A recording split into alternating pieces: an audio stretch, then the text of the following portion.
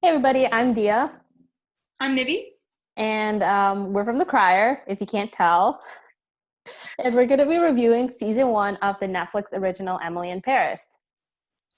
Emily in Paris is essentially just about this girl who works for a marketing firm in Chicago, and her boss is supposed to be getting this nice, like, overseas offshore, like, trip to France to supervise a different marketing firm that they're absorbing. But her boss becomes pregnant, and then she's like, I'm not going to fulfill my hopes and dreams anymore because I have a child. And so Emily is then just shoved into this position because for some reason they have no one else more qualified for this. She doesn't know any French. She's ridiculously American, and she goes there and starts building up her Instagram followers in this thing called Emily in Paris. Her Emily in Paris Instagram account, right? Like that's Yeah. what it's called. And along the way, everyone falls in love with her, and it's not even the most implausible thing that happens. Yeah, I think like most of the conflict from the show is just the fact that she doesn't know any French and that she's so American. Like she struggles to like work there because they expected someone who knew French to work with them at the company. She doesn't know French. She ends up like taking a French class, but like I don't know how that's working out for her. They Yeah. showed like one or two scenes of that. And then it But just disappears. Like it's yeah, there in like the first couple episodes, and then it's just gone forever. And she's just like, I guess I'm just gonna deal with my language impediment by fumbling around, but brief opinion, I didn't like it if you couldn't tell. What about you, Thea? I I think it was a basic like Netflix movie or show. Like you could tell what was going to happen immediately. Nothing new. I was It wasn't all that good either. It was like wish fulfillment for an average American girl. You know, let's start with the fact that the plot makes no sense. I don't know who wrote this. I don't know who greenlit it. They provide like no explanation as to why Emily has to be the one who has to go.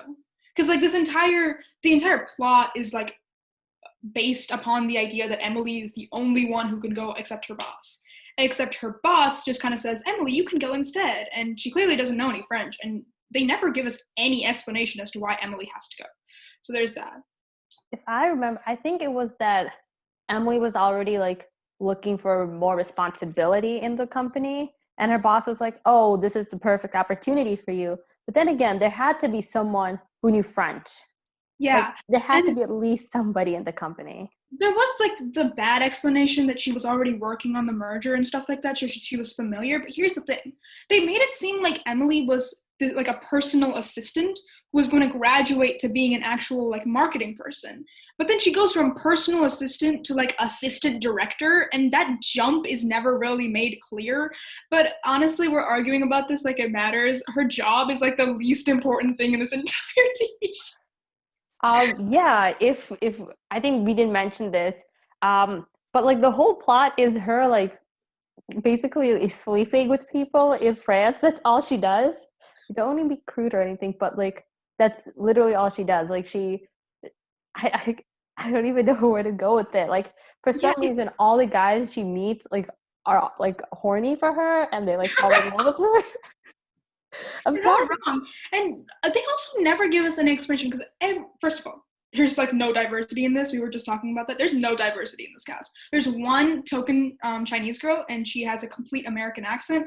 And the only thing that's Chinese about her is her embarrassing past. You know, we love it when they imply that every Chinese person in France is embarrassed of being Chinese. Um, but more importantly, every girl in this show is pretty and has an amazing fashion sense. But for some reason, every guy in Paris goes head over heels for Emily Bumpkin, Like she acts, what's the word? The opposite of smooth. And American. exactly. I mean, that's it. Like there's nothing different. Like Lily Collins is gorgeous. Don't get me wrong. There were times when I was feeling secondhand embarrassment from being American, and I don't know if that was on purpose, but if it was, she did a phenomenal job at it. Okay, so first of all, let's just preface this by saying that both Thea and I are in French, okay? So, like, I'm not gonna say that it was, like, super helpful throughout, but we had, like, a preliminary understanding of some things. And there was nothing that made me cringe and literally, like, hide my face behind a textbook or something, quite like the moment I saw them building up to that, like, boy who graduated college, but it was middle school. Do you remember that? He was 17. Oh my god, I saw that coming and it was so uncomfortable because collège in French is middle school, université is college. So, that was uncomfortable for a lot of people. I don't know why they pushed the envelope so many times in uncomfortable ways. I mean, okay, the first thing is like the main character Emily, like I didn't like her. She seemed like a really bad friend to Camille, or Camille, I guess. Yeah. And Camille is like the only like nice person, I guess. So she's like her one true French friend. But then Emily has to go and like develop a crush on her boyfriend. And then she sleeps with her younger brother, which is the person Nivi was talking about, the one who was 17. And it's like, why? And and when they find out that Emily slept with Camille's brotder, they just laughed it off. And I was Yeah, like, and that was really uncomfortable because this ties into a later topic of like this weird, I don't want to, fetishization essentially of French culture. Like, there is like romanticism originated in France. There was always this like sensual movement in France, but that doesn't mean that every French person is totally chill with like underage sex. Okay, that's not. It was a weird thing where they tried to straddle this line of like satire, but also implying that every French person is constantly thinking or acting on sexual feelings. I think another like big part of the plot that I didn't understand was how she became a social media influencer.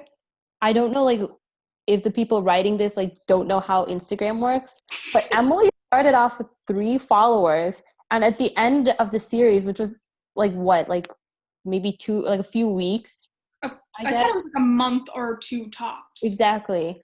By that like 1 or 2 months, like she's like a legit like influencer. She's like 15,000 followers, which I guess is an influencer. Like even that's not enough to technically be an influencer. But Yeah. like I don't understand. There are like also many other things wrong. Like, let's talk about Emily's boss for a second.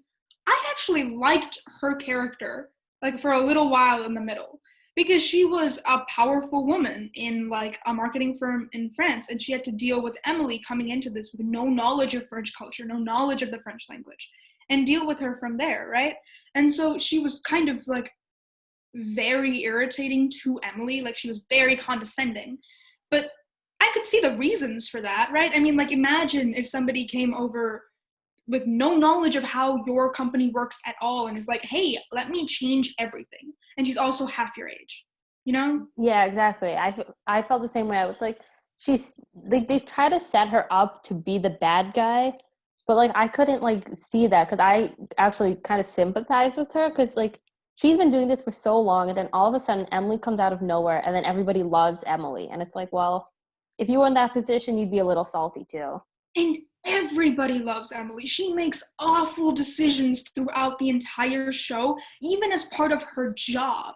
And somehow they always pan out perfectly and they get loads of money. And it just, there was no realism, no actual plot obstacles. At the end of every episode, everything was always happy go lucky, yay, except for her in her romantic life.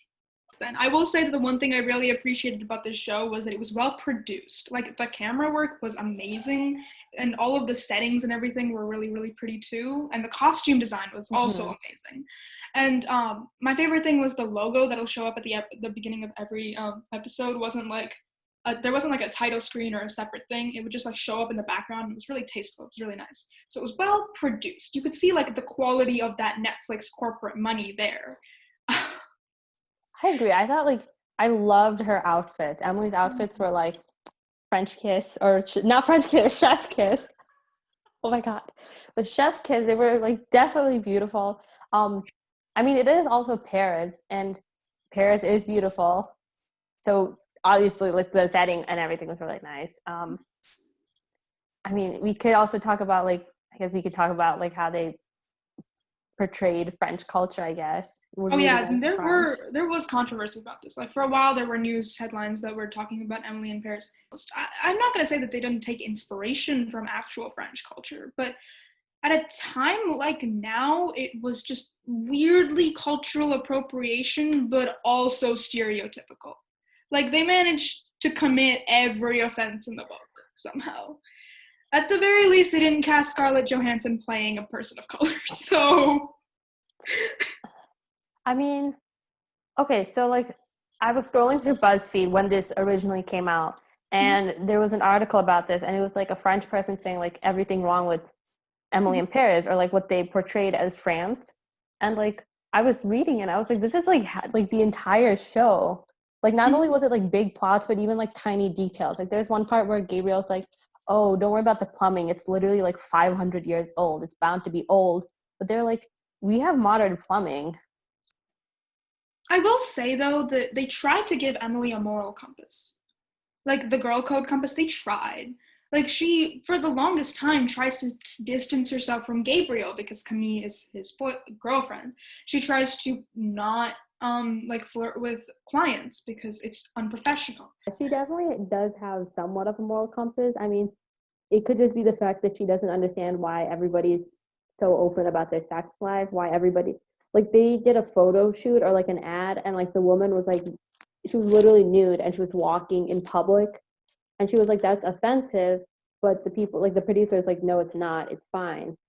So she had like somewhat of a moral code, I guess, because she was trying to, right? She was I trying. think so, and I think she does point something out, which is huge, which is that um, every person who said that like the nudeness of that woman was fine was a guy. Every guy was like, "It's beautiful, it's natural, it's how they're comfortable," and she was like, "But you're a man. How do you know?" That was actually a pretty cool moment for her as like a character, and that was like episode 2 or something, right? Like that was when I still had hope that this TV show could pan out. I Um, mean, there's a lot of fluff in there of her like pioneering social media campaigns, which like I don't know about you, Thea, but none of them made any sense to me. I don't know why they blew up. They seemed kitschy. okay. She literally only had 15,000 followers and they invited her to this like big thing and like for social media influencers. And she like 15,000 is really not enough to be an influencer, you know? Like I don't know if that's just me or but like I feel like coming from like the teenager's perspective, I think we have a better handle of how Instagram works. The people writing this obviously did not because she like blew up immediately, which made no sense to me because she didn't like her captions were lame. She didn't use any hashtags. Yeah. She didn't like tag anybody. Like it just made no sense.